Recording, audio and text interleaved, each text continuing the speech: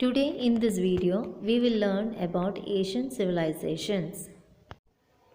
We will learn about Egyptian civilization, the Mesopotamian civilization, Chinese civilization, Greek civilization, Roman civilization, and Harappan civilization. But before learning each civilization in detail, let's see how civilization has emerged. You know that food, water, air, shelter, clothing are the basic necessities of human beings. In our present condition, there is no problem in getting water. Water is available easily. But in ancient age, water was not easily available. Children, you know that water is needed for everything, for washing clothes, for cooking, everything. So it was very difficult for the Asian people to get water. So the prehistoric people settled on the banks of the river. Staying close to the river ensured enough water for agriculture, drinking, and cooking. Later, civilizations prospered there. Hence, the river banks became the cradle of Asian civilizations. In this part 1 video, we will learn about Egyptian civilization. Egypt is the first civilization of the Asian world. This civilization took birth on the banks of the river Nile.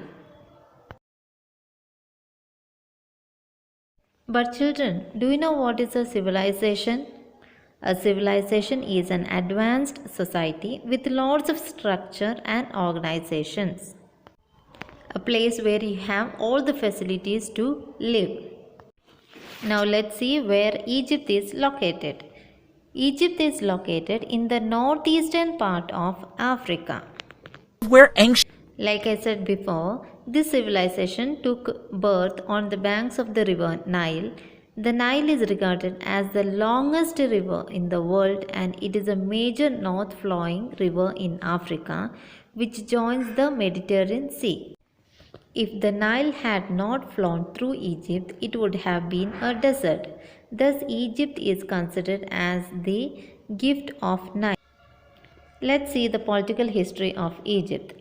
Egypt witnessed the rise of political dynasties about 5,400 years ago. The ruler of ancient Egypt was called the pharaoh. The pharaoh was the political and religious ruler. Means they were like the king. Menes was the first pharaoh and created the first dynasty. His capital was Memphis. Among all the pharaohs after Menes, Khufu, Amenhotep and Thutmose were prominent pharaohs. The largest pyramid of Giza is called the Great Pyramid of Khufu, which was built by Khufu. Amenhotep expanded his kingdom and established an empire.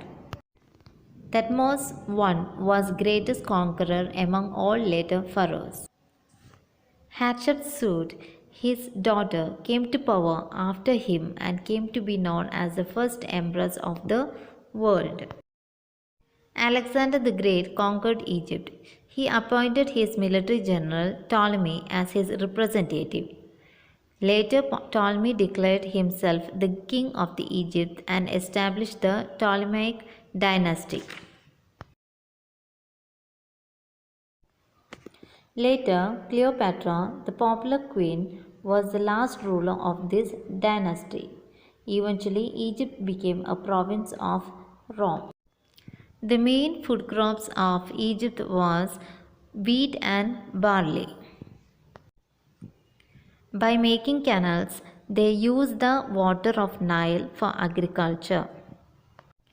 The conditions of slaves were very pathetic, means very bad. They were treated very badly. They were beaten up for silly things.